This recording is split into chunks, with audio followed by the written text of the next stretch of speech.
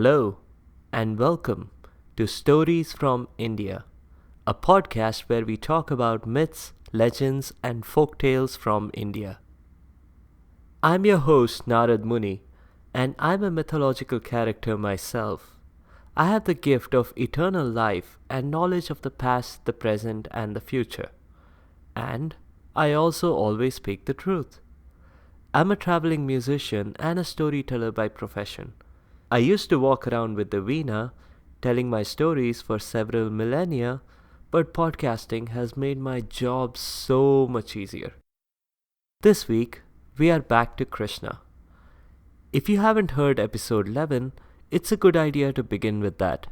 But if not, I'll provide a quick recap for you. The character this week is a creature that can control the laws of physics simply by stretching and unstretching. Kans was an evil tyrant king. He heard a prophecy that the 8th baby of his newly married sister would kill him. Instead of laughing it off over cozy fireside chats with the new couple, Kans put his newly married sister and her husband into prison. Not to prevent the baby being born, but to have absolute control over it the moment it entered the world. Unfortunately, his plan worked very well for babies 1 through 6. But baby 7, Balram, was swapped out by divine intervention. For baby number 8, swapping was still what the gods chose, but they had the dad do all the hard work instead. So Krishna, the baby, escaped the fate of his brothers and sisters. Unfortunately, Kans found out about it. We'll pick up the story right here. Kans dispatched people far and wide to find all babies born on that day, Ashtami, or the 8th day of that month, just like Voldemort had sent out his Death Eaters. Soon, one of his scouts came back with the news of a baby in Gokul to Nanda Baba and Yashoda. Kans knew what to do. He sent for Putana. Putana was a demon in his employ, and she was trusted enough to be salaried. She could change shape, sort of like Rogue from the X-Men series, which might make you think that Putana probably earned multiple salaries by pretending to be multiple people. And just like Rogue, Putana preferred to be in her natural form, which others may have found less pleasing to the eye, but she didn't. And just like Magneto, Kans encouraged her to be herself, and not simply eye candy for the rest of the world that had not been nice to her. Kans told Putana the backstory. He had Putana listen to episode 11 of this podcast. Putana was ready. All right, I will take an army of people and go crush this child. Probably thinking this was just a baby. She could do the job alone and pretend to have been the army when it was time to claim salaries and bonuses. No, I need you to be subtle, said Kans. Why? Asked Putana. You rule this land. We can simply crush all of Gokul. You have the resources to do it. Kans replied, but then, if anything goes wrong, social media will be all over it. I still get a question or two in every press conference about how I meant to destroy the 8th baby and failed. They called it gross incompetence at the highest level. I was trending on Twitter for weeks. Putana sympathized. I hear you, she said. If subtlety is what you want, then subtlety is what you get. I'll head to Gokul right now. Watch the evening news for a tragic accident in Gokul. I try and message you or post a picture or something on Instagram, but I'm not sure I'll have signal out there. She changed her shape and clothes into that of a very attractive young nurse and walked over to Gokul. Honestly, I'd have personally changed shape into an eagle and reached Gokul quickly, but maybe Putana needed time to plan out her strategy. Krishna had already built up some reputation then, and it was easy to find out which house he lived in. Seeing as Krishna was about a month old, she advertised herself exclusively as a nurse for 1 month olds. Putna was in luck. Yashoda was in the market for a nurse to take care of her baby. Nanda Baba was out minding the cows. Not that the cows needed any minding. The cowherd's job is more important during the walk to and from the meadow. Yashoda, who was a milkmaid, took her job very seriously. There was a sale on the latest edition butter making equipment, and she absolutely had to buy it. But a shopping mall was no place for a 1 month old baby. Putna's advertisement of her services as a nurse to 1 month olds, which she was conveniently shouting out right outside Yashoda's door, was exactly what Yashoda needed. It didn't matter that Yashoda had never seen Putna before, but the girl had a very charming appearance, and Krishna smiled at her. So that must mean it was quite alright to leave her darling son in the hands of this perfect stranger, right? Yashoda quickly grabbed her reusable shopping bags, indicated all emergency phone numbers, and rushed to the mall. Maybe she'd get a bonus milk pail or something. Putna got to work right away. She nursed the baby, but with a little twist. She had coated the source of milk with a very strong poison. The baby was still smiling at her. It latched on, no problem. But then, as it drank, the effect was the opposite of what Putna expected. The baby wasn't affected by the poison. Instead, she herself went weak. Her energy levels dipped and drained away. She couldn't keep up her disguise anymore either. Powerless, she realized this was the end for her. She knew this child had to be an avatar of a major god, and that she was way out of her league here. When Yashoda returned, she was shocked at the scene, with Putana in her true form lifeless on the floor, and Krishna peacefully sleeping in his crib. There was only one possible explanation for this incident.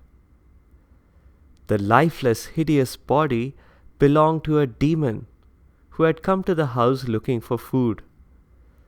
Putana, sticking to her duty, must have fought this beast. The beast probably ate up Putana, seeing as she didn't seem to be around anymore. The demon then would have eaten her baby too, but probably choked on Putana, Yashoda thought chokingly. Oh well, guess Nanda Baba had the gargantuan task of hauling away the demon when he got back. There are many more stories of Krishna. There are broadly two themes.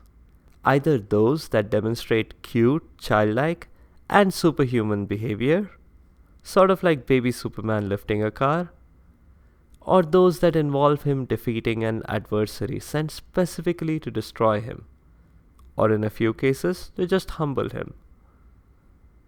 This next story combines both of these themes. We'll fast forward a few years.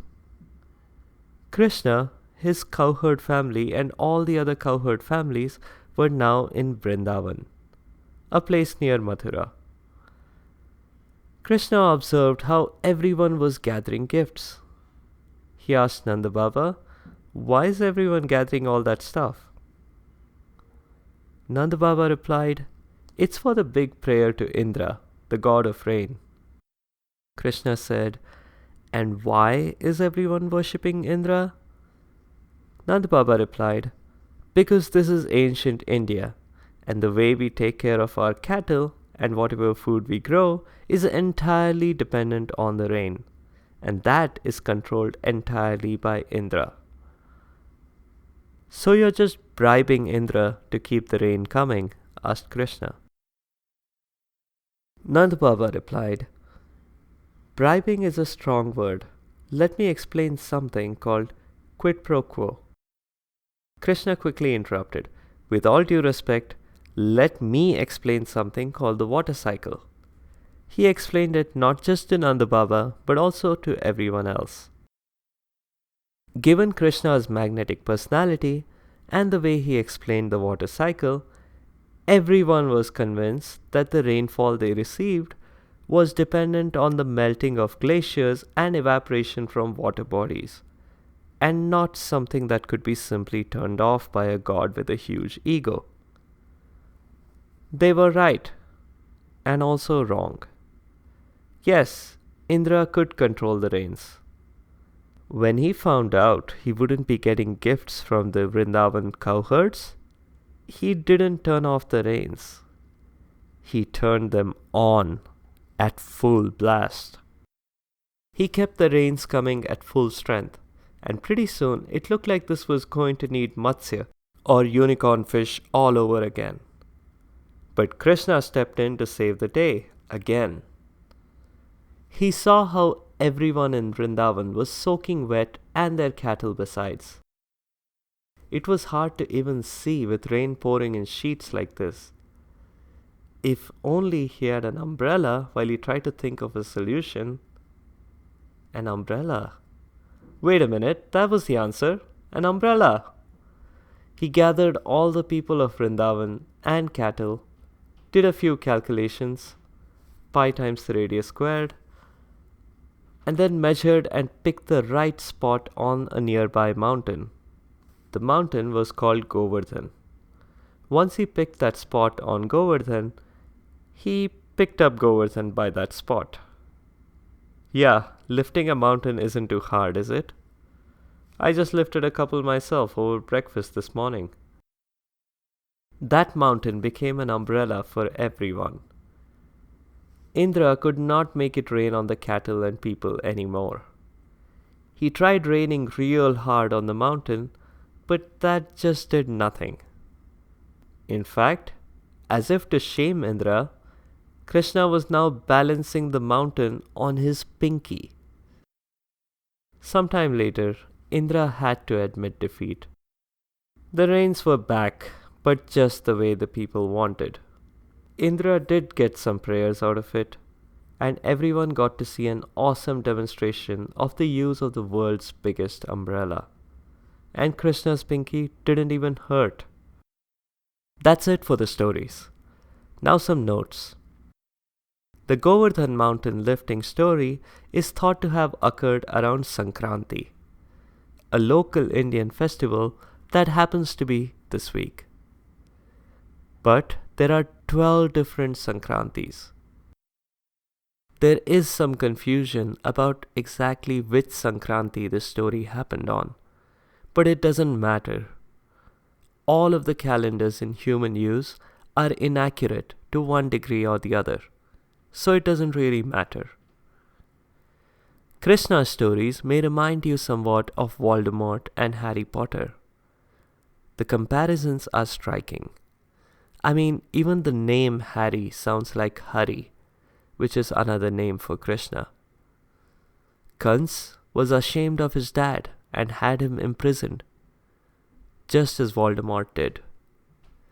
The prophecy was nearly identical, though Harry Potter's one left room for Voldemort to possibly kill him.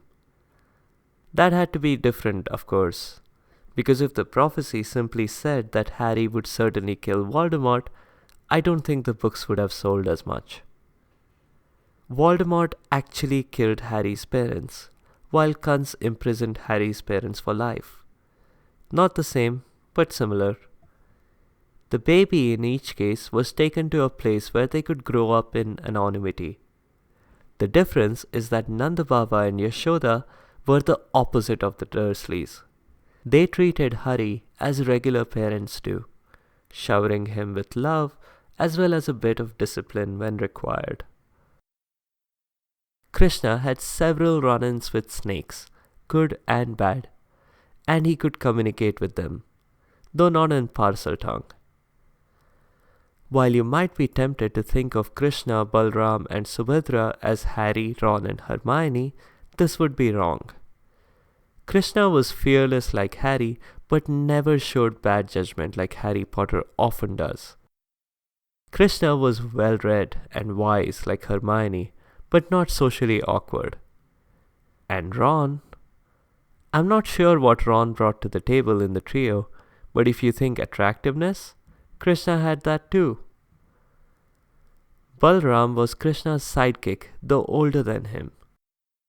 This is unusual in Indian mythology, where age is proportional to respect commanded. Over and over, Voldemort and his Death Eaters engineered Harry Potter assassination attempts, as Kunz did. Every one of those failed. And just like in Harry Potter, all the parents and guardians seem perfectly content with putting their children in the most dangerous positions possible.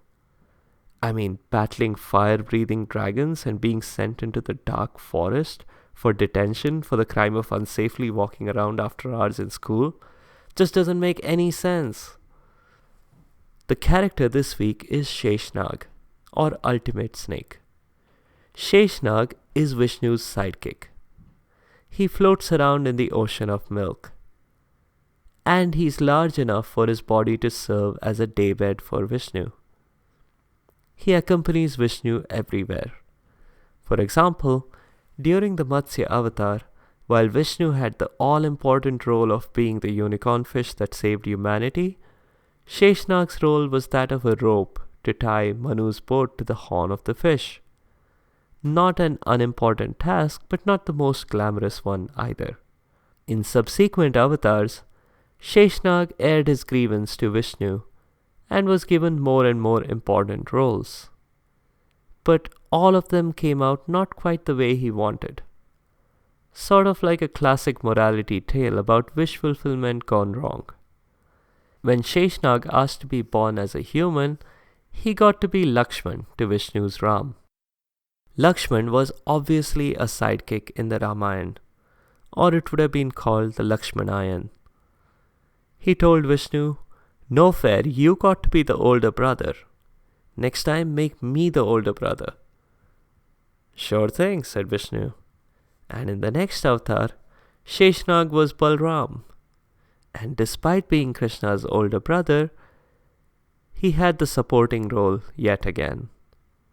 It's said that Sheshnag's body controls the flow of time in the universe. If the snake uncoils its body, time can move forward. But when it coils, time stands still and the universe can even blink out of existence. That's it for this week. Next week, we'll learn about how a dead mouse can change your life if you apply some clever business principles. It's the story of a very well-known modern retail giant, but set 500 years ago. Approach the character next week with caution, because she is associated with bees, wasps, and hornets. And I'm not talking about a DC Comics superhero. Because I'm thousands of years old, my memory may be imperfect at times. So if you see any errors in my podcast, please let me know by leaving a comment or a review on the site sfipodcast.com, or tweet at sfipodcast, or find me on Instagram or Facebook. As always, thank you for your feedback. I'll call out a few more people this week. Saroj, Simi, Nitish, Aditya, Somarna, Nidhi, Karthik, Sama, and Kavya. The music is from purpleplanet.com. That's purple-planet.com. I'll see you next week.